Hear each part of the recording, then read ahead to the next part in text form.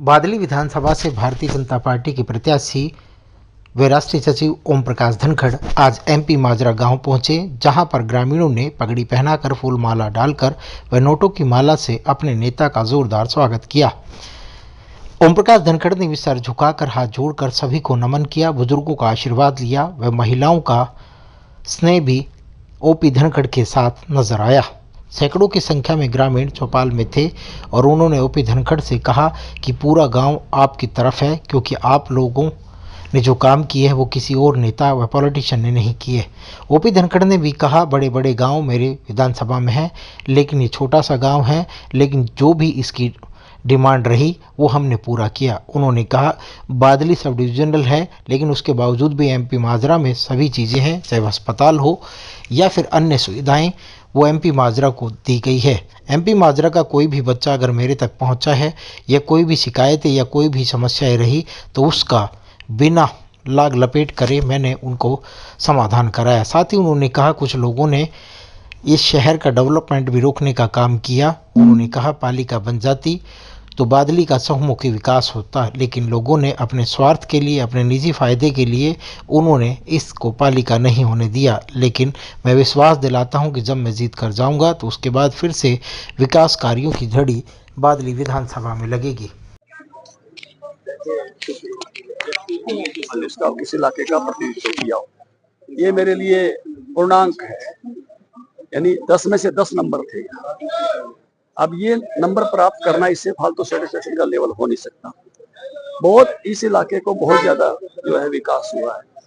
विकास ये भी है कि यहाँ बादली और एमपी माजरा के बूथ भी इकट्ठे हैं और जमीन इनके पास थी। बादली की जमीन है तो सही थोड़ी दूर है, तो सारा का जो सेक्रेटरीट है, बीडीओ ऑफिस है, सारा का सारा डेवलपमेंट इनके इलाके में हुआ है।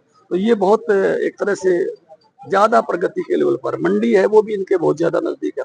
फिर जो भी उस समय काम बड़े बड़े गांवों में जितने काम हुए थे वो सारे काम इस गांव में भी कराए। तो ये एक बहुत ही संतोषजनक बात है कि लोग विकास को पसंद कर रहे हैं, विकास के साथ खड़े। बाकी भी मैं सब जगह जो जा रहा हूँ हल्के में बहुत ही ज्यादा शानदार रिस्पॉन्स है। मतलब मैं जब मुझे एक बात का पूरा अंदाज है, अगर 10 बजे तक कैंडिडेट फ्री हो जाए ना तो इसका मतलब चुनाव अच्छा नहीं है। और कैंडिडेट को अगर रात को 3 बजे और 4 बजे तो इसका मतलब यह है कि चुनाव बहुत ही शानदार है। अब मैं जितनी देर तक लोग प्रतीक्षा करते हैं, 11 बजे तक तो जो है लोगों की भीड़ लगी रहती है। और उसके बाद भी फिर लोग भाई मुझे मिल लो, मुझे मिल लो, मुझे मिल लो, हर कोई व्यक्ति जो है मिलना चाहता है। तो मैं कह रहा हूँ कि शानदार चुनाव चल रहा है और लोगों का इतना प्यार मिल रहा है, इतना प्यार मिल रहा है कि जबरदस्त लोगों का प्यार मिल रहा है। आभारी हूँ, लोगों का कर्तव्य हूँ। और इतनी मेहनत कर रहे हैं लोग। मतलब मैं देख रहा हूँ किसान ने, मैं जब घर ही गया, जब पीओ मेरे गया था तड़के फिर खड़े हैं। तो इतना जो कार्यकर्ता का जो समर्पण है वो भी बहुत बेहद किस्म का है। अभिवादन, मतलब मैं उनका आभारी हूँ। तो बयान लगातार चल रहे हैं, सिलानी में भी कल बड़ी पंचायत हुई थी, उसको किस तरह से देखिए भैया, ये तो शो ही हो गया। मानसिकता क्या है, कांग्रेस के एक समूह की, एक ग्रुप की मानसिकता उजागर हो गई है।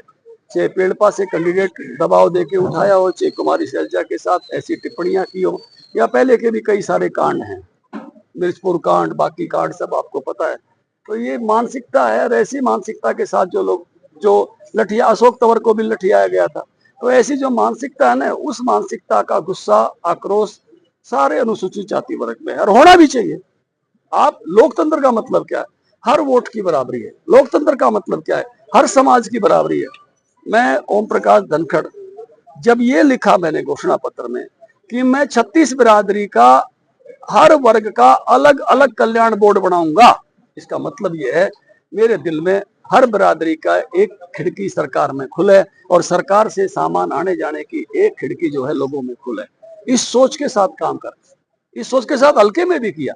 आप पूछो, अभी ये जो जिनकी चर्चा कर रहे थे, सारे भाई सरपंच अनुसूचित जाति वर्ग के थे। 4 सरपंच खड़े थे, चारों का आप इंटरव्यू करो, कितना शानदार। जहां इन भाइयों की सरपंची थी, उतनी शानदार सरपंची ये अपना बेस्ट दे सके, ये कराने का काम किया।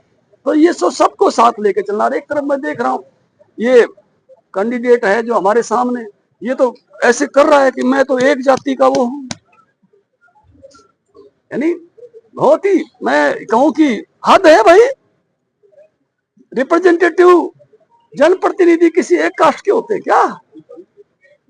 जनप्रतिनिधि तो सबके होते हैं, सर्व समाज के होते हैं। एक व्यक्ति भी अगर मेरे हलके में किसी एक वर्ग का रहता है तो ओम प्रकाश धनखड़ उसका भी रिप्रेजेंटेटिव है। एक व्यक्ति भी रहता है, एक व्यक्ति का भी मैं प्रतिनिधि हूं, और बनने के बाद इसने वोट दियो नहीं दियो उसका भी प्रतिनिधि हूं।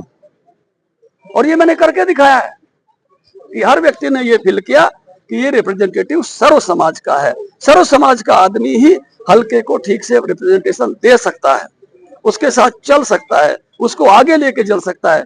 और जातीय संकीर्णता में कोई व्यक्ति अगर है तो वो संपूर्ण समाज को आगे लेके नहीं जा सकता। मेरे वेद का मंत्र है, सर्वे भवन्तु सुखिनः, सर्वे सन्तु निरामया।